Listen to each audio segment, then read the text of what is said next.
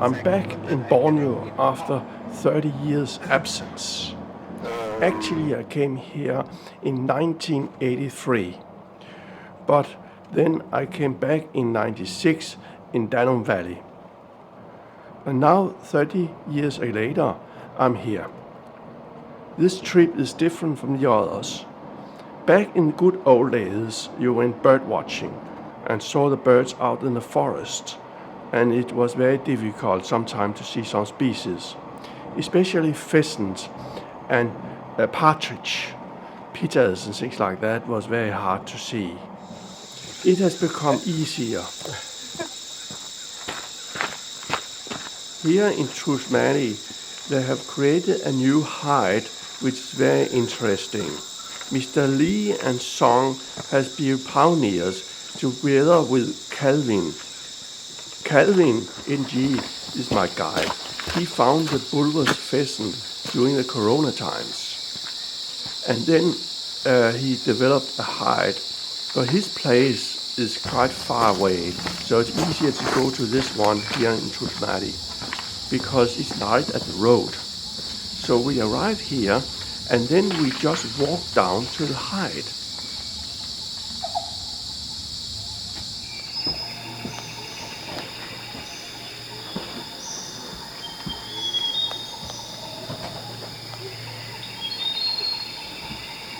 Sit in a chair, set it up, and wait for the birds to come.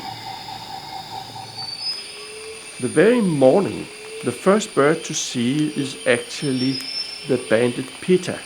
It comes in here to feed on worms before any other birds do, and they are breeding here. The downside of having the banded pitta here is that you're not going to see any other pitta this time of year because they're nesting and chase away the rare small pittas like the blue-breasted pitta.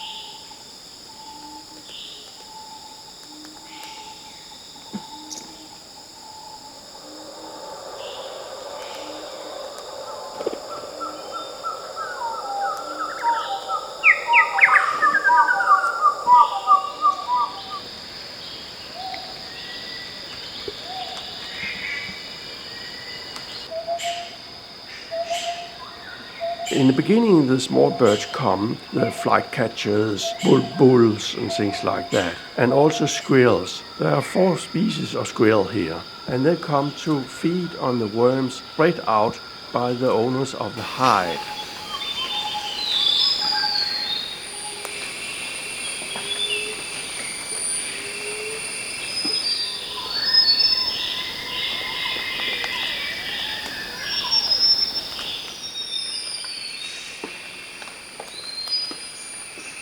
There are a special type of babbler which is called wren babbler, a shy ground-dwelling bird which come also out to eat insects. And here I got really good video of it. They are not easy to film otherwise. Now, one of the rare flycatchers I did not see on my previous trips is the rufous-chested flycatcher. It is a very shy and difficult bird to see. The flycatchers in Malaysia and Borneo are very special. Many of them are blue and very beautiful. Also this Diwak flycatcher, which is split off from hill flycatcher. Here at the hide we saw 2 species of thrushes. The first one is orange-headed. It's a very dominant species in the rainforest of Borneo, and you hear the call all the time. The other species is magpie robin. It's actually split from the Southeast Asian cousin because it's all bluish black.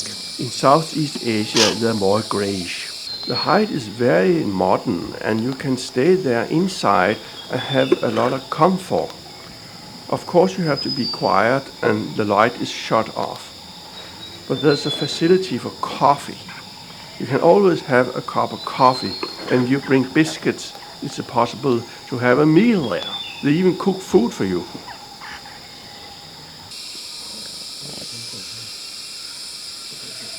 Also bulbulls, squirrels, babblers, all kinds of species of bird find its way here. So I logged about 40 species around the hide, and the best of them all is I got very good pictures and film of them.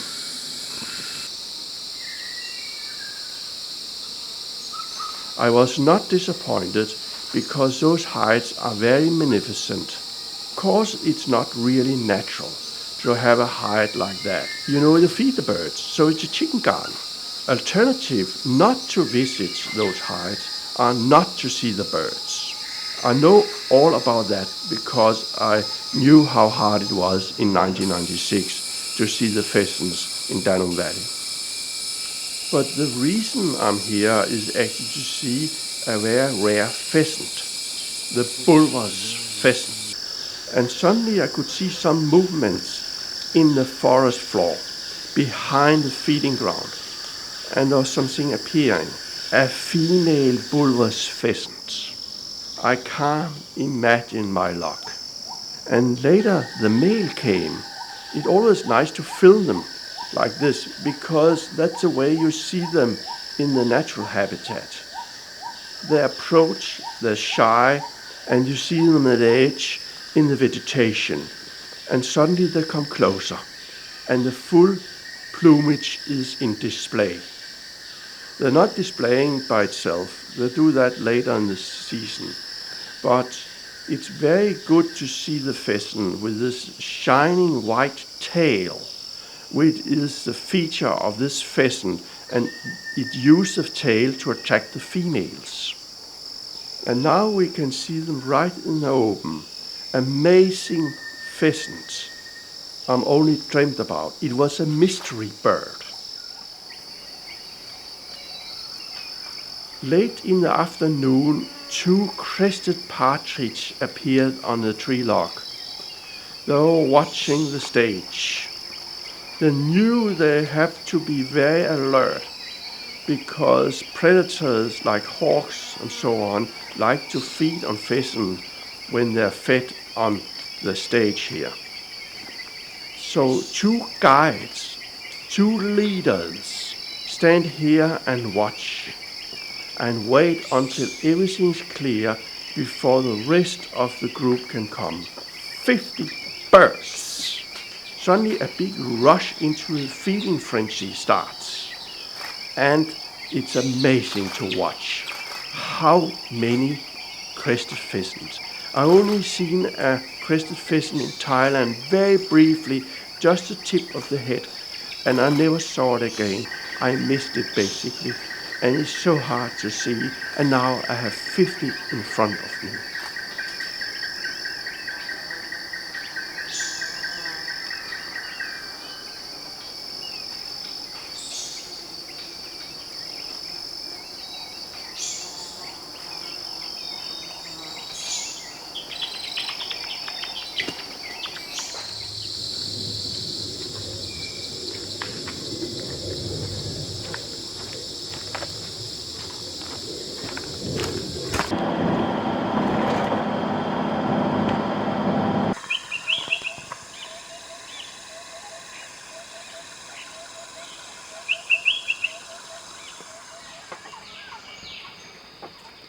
Here we see a scimitar babbler looking for beetles in dead wood.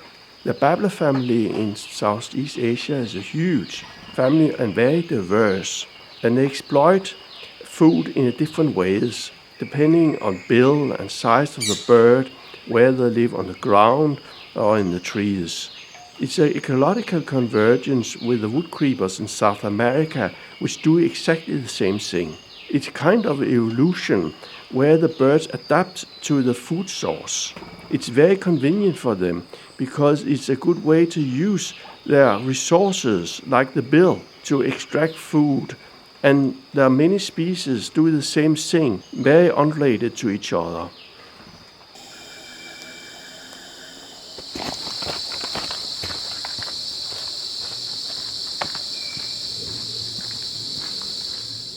Of course, the hides are special also for the partridge.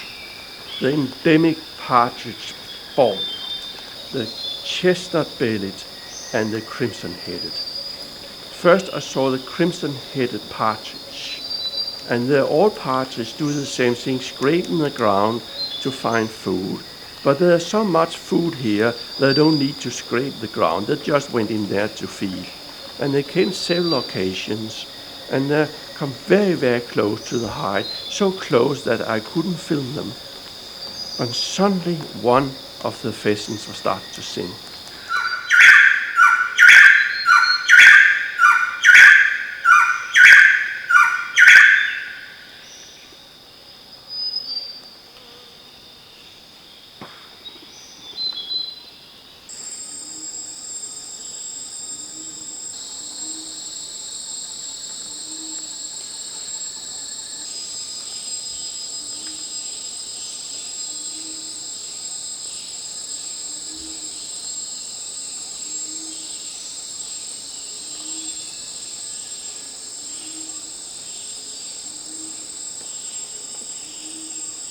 The other species is chestnut-bellied partridge.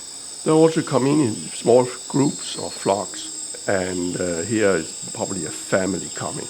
And they like to feed the same way as the chestnut-headed on the ground and scraping the ground.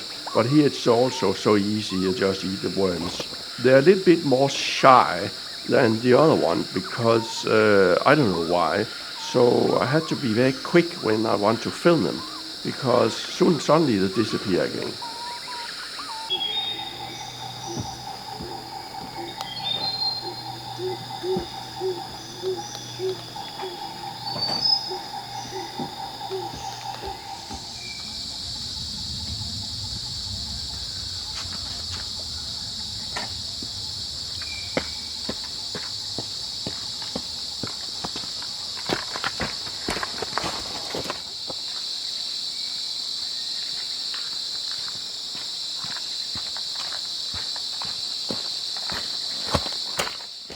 The next visit is to Lupit. It's about 3 hours drive south of Trusmadi to visit another hide at 500 meters elevation. It's further to the south. We stayed in the town, a very seedy town, not very interesting.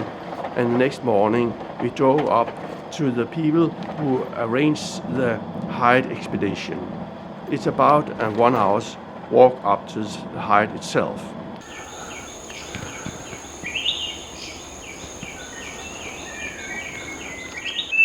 I just arrived there and there was no time to sit down and arrange the equipment, and it was right there, feeding in the edge and coming in. It came several times in there, and there also was some other birds and squirrels as we saw in the other hide, but it was more secluded.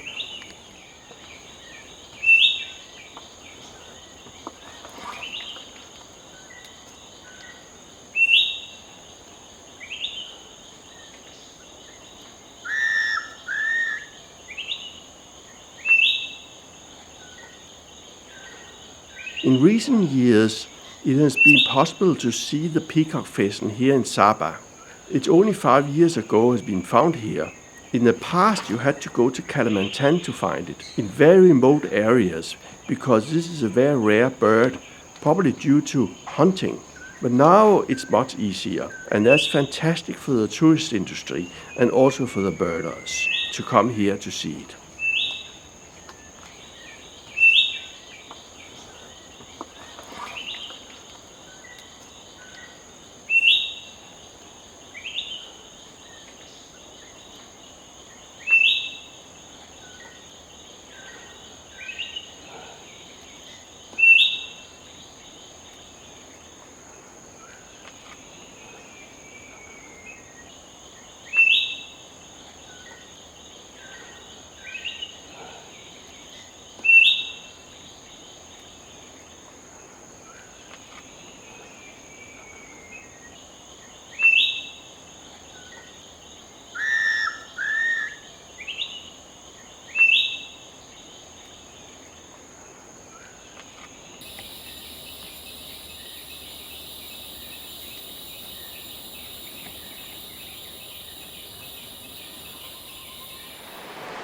I want to film the whole scene, but then we were hit by a huge thunderstorm, so I couldn't do anything, then rushed back. I was really scared to hell that my equipment would get wet because I forgot all my rain gear. So that was the end of the story of the Heights, and I saw actually everything I wanted and also got some great footage. But I suppose most people go there, they will see it, but it's not always stable, and sometimes the pheasant does not come, and that could be very frustrating.